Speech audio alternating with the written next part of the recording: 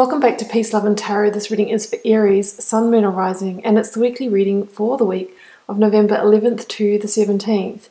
Aries, this week we have you the beautiful Warrior Woman Oracle card. We have the Ten of Swords, the Magician, the Knight of Cups, the Six of Swords, the Chariot, and the Two of Wands. So Aries, yeah, we do have a completion here. We have you stepping back into that Aries power again after a period of time where I feel you may not have been in it as much. Yeah, I love the Oracle card that's come out for you. This is the first time it's come out. I've had these cards for several months now. So definitely connected to your energy. You are the warrior, Aries. Let's see what that one says before we go to the cards. So Warrior Woman, have you answered your deepest calling? You're here for a reason. You're being called to bravely pave a path. You have answered your highest and deepest calling. Living a heart and soul-led life is not all fluffy and smooth sailing. Living a heart and soul-led life requires courage to triumph over fear. So often our fears are the gatekeepers to our greatest gifts. And the more resistance we have toward answering a call, the more important it is to our soul's growth. Sometimes fear is an indication that we are facing the right way. So Aries, clearly in your recent past here there has been some kind of ending. This is the fear I think that they're talking about in that Oracle card, and how that fear can hold us back for such a long time for completing something that needed to be completed. How many of you this year have stayed in a situation longer than what you know you were meant to? Was it a relationship, that job that you couldn't progress in anymore, a toxic friendship, maybe staying in a town or a place that just wasn't right for you, maybe too small for you, too big for you? I feel that a lot of us, have sort of been in that position this year, and things are coming down to the wire now, Aries. We are in the last 6 weeks of this year, and we are closing out a decade, right? We are closing out a 10-year cycle, and with that, on an energetic level, so many of us are being called to release denser energies, to release things that, maybe aren't fully aligned with us, even though we're really attached to them, we love them, people, things, all that sort of thing.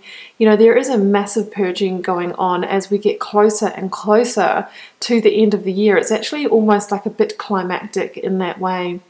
So I feel like some of you are in the process at the moment of completing something, letting go, releasing a pretty significant situation in your life. One that I feel that you've either wanted to close for a while, or you've been in the process of closing for a while.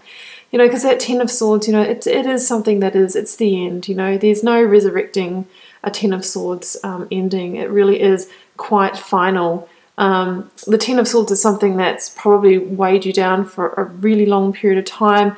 It could have also even resulted in a series of fatigue events or illnesses for you. It could be a betrayal even, or a deception involved with the Ten of Swords. Yeah, it's really something that's kind of taken you out on an energetic level as well. But I love the promise of the Ten of Swords, how there is this beautiful dawn, ready to rise and eclipse the darkness as soon as you really shut that door and bring it to that final completion.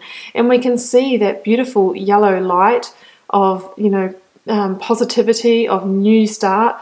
We can see that here, it's coming for you. So I really feel like a lot of you have made the right decision. You've brought this to a completion. If you are going through a completion at the moment, it might be a reminder to hold firm on it and to really complete it quickly rather than dragging it out if you're able to. And I see that, there is a transition here for some of you. Some of you will be moving on to something much calmer, to a more peaceful, harmonious new beginning. You're leaving behind tumultuous emotions. Maybe this was a very, up and down situation. I can relate to that completely. Yeah, I mean, it's really just, it's inevitable. Like that Six of Swords talks about a necessary rite of passage. I think it's probably been quite painful for a lot of you, but you know deep down that this is the right thing to do. And I think that's why, you're really invoking your Aries warrior spirit this week. You really just have to have that single-mindedness about this and really focus on the future and know that you're doing the right thing. With the Six of Swords, if possible, the reminder is to try and leave the hurts, the baggage, all the thoughts and things relating to that situation on the shoreline if we can, rather than carrying them in our vessel into our new situation. If we can really clear that slate, that's when we have the ability to move on, quicker into something that's going to serve us, really cutting all those energetic cords from that old situation. And I think, here's your focus energies at the moment, Aries. We have the Magician and we have the Two of Wands. So I love seeing these as a follow-on. This is you starting to come back into your power as the creator of your new reality under that Magician energy. Now, the Two of Wands is a likely place that you would find yourself after this situation, because the Two of Wands is known as the life review card. So this is somebody that's come out of a situation and may find themselves at a crossroads, may find themselves, in a bit of an expanse of not really knowing what comes next. This is somebody who's really, contemplating between past and future. It's like you haven't quite stepped away fully from the past yet, but you have decided to face the future. I don't think there's any turning back. And the Two of Wands invites you to step beyond your comfort zone in order to explore new territory. So yeah, it's about leaving the past in the past and focusing with forward vision and realizing that you do have, the whole world in your hand. You have, unlimited possibilities open to you.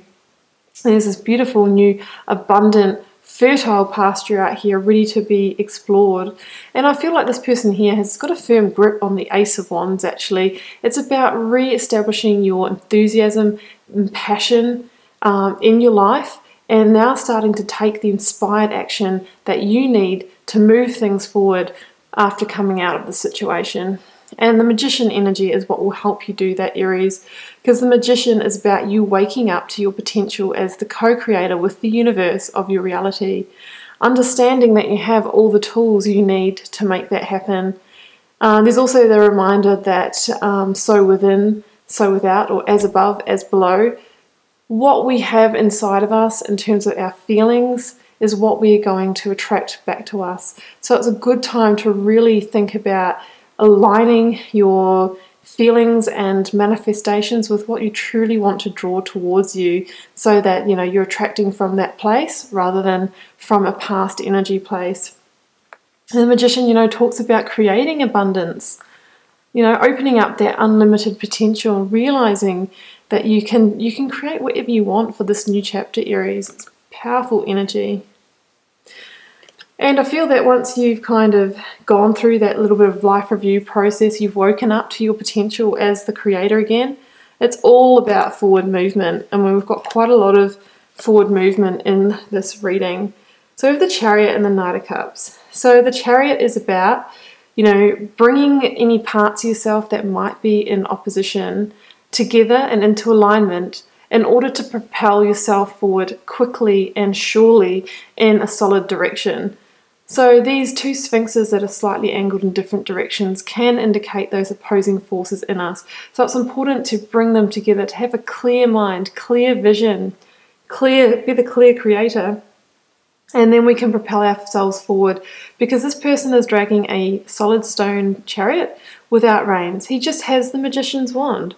So it's up to you to use your power of intention and will and creation and manifestation and clear vision to move forward in a new direction. Now we have also 1, 2, 3 indicators of travel in your reading. So some of you might be moving homes, relocating, states, towns, even international travel, or taking a trip home or holiday as part of this transition, as part of this healing process. What I love is, ending on this Knight of Cups here, Aries. So through going on this journey, you've let go of a heavy situation. You've had the courage to to move on from that, then to review your future, decide what you want for your new direction, create it, start to move forward. What happens when we do that? Well, that's when we clear the space for new offers to come in, new offers that are going to fulfill us on an emotional level. So the Knight of Cups, it can be a love interest coming in, or a new friendship even, somebody who's made for us, somebody who's magnetized to us. Yes, it can be, you could say it may be an offer of work as well, because, a cup's energy can be something that fulfills us on an emotional level. So work can do this for us. But I think also, really this is some sense of new love, whether it's self-love or a romantic interest coming in, because I think for a lot of you, this may relate to a relationship situation. So it talks about when we get our energy in the right place, when we release the past, when we purge those denser energies, that's when we create the space for the lighter ones that truly fit us to come in. So Aries, I'm going to leave it there. I hope you enjoyed the reading. Hope it's a really good week. Keep in mind it is a general reading. It won't be for every one of you guys. Feel free to leave me a comment. I'd love to know how it's playing out in your daily life, and I'll see you back here next week for another reading.